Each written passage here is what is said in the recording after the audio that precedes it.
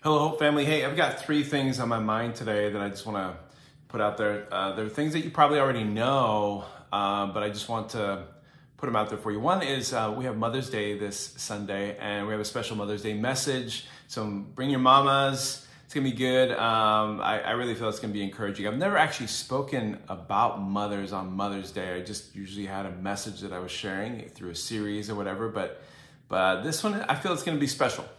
So bring your mamas and just plan on having a good time here. The other thing is we are planning our sabbatical. Some of you guys know this. We have a Q&A in case you guys have questions. But I was thinking about it. I think part of what I want to include in answers to questions you might have is what exactly we're going to be doing on our sabbatical. Is it just a long vacation? I think people have questions about what it is. I'm reading another book on just spiritual practices, the Sacred Rhythms book, Arranging Our Lives for Spiritual Transformation. I want to grow.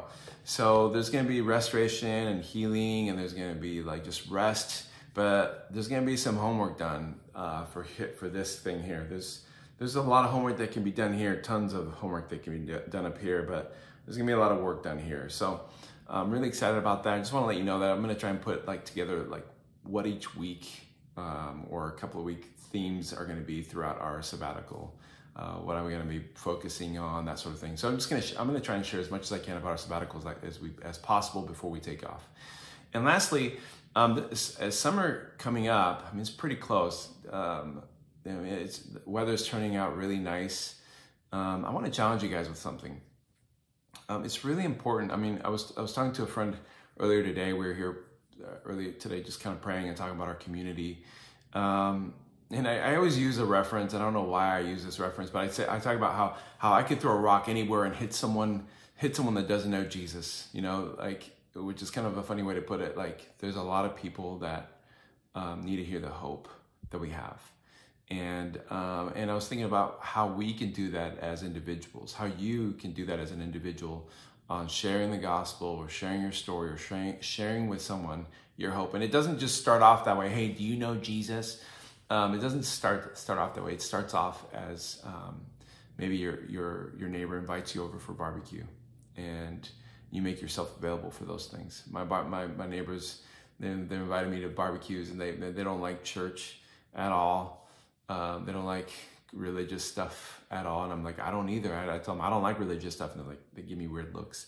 But what I'm saying is, how can we as individuals say, you know what, I'm gonna open my home up, or I'm going to